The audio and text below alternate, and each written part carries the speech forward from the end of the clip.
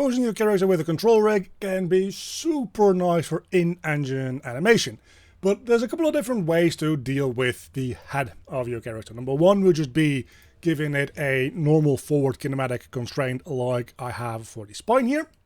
As you can see, that's how that could work. But the way that I have it set up right now is with a aim constraint, so something that the character is going to be looking at. Personally, I feel that this makes a little bit more sense for animation than using a simple forward kinematic chain.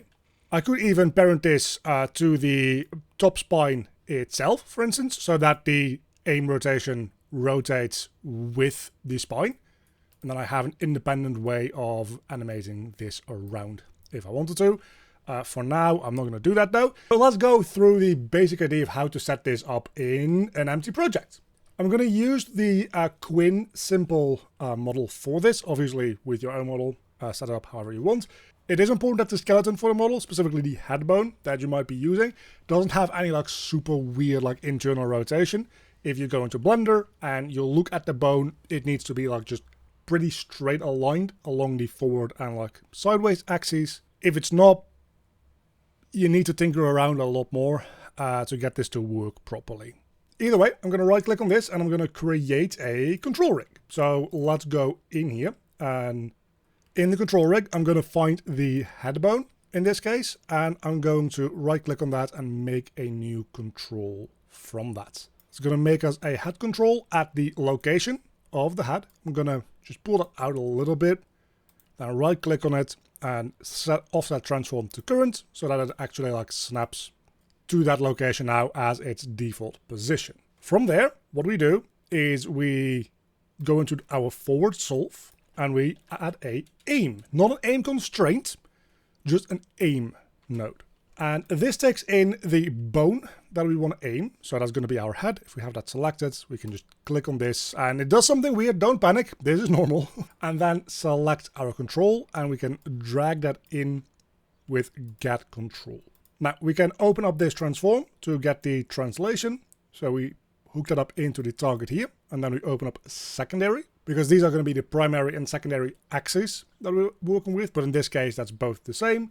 So we also hook it up to the target in our secondary axis. Now that's still not quite there yet, because now it's just like looking down. So what we need to do is we need to come into these axes and actually set these up to their proper values. Now this might depend a little bit on whatever you have set up with your specific skeleton. And this is where it really starts mattering how you set up your skeleton in Blender or in Maya, whatever you did. Because if the bones are weirdly twisted, these axes are going to be the things that are a little bit troublesome to deal with. But we're going to change the axis here from a x1 to y1 instead. And the secondary axis being z should be okay.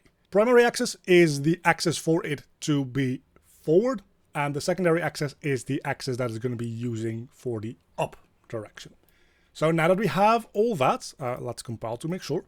If we rotate this target around, you can see that our character is now looking at whatever the location of that target is. And a very big thank you to all my Patreons. You can see them on screen right now. If you want to help support the channel or get any of the project files in any of my tutorials, there's a link down below to the Patreon page to support me, or alternatively as a YouTube member.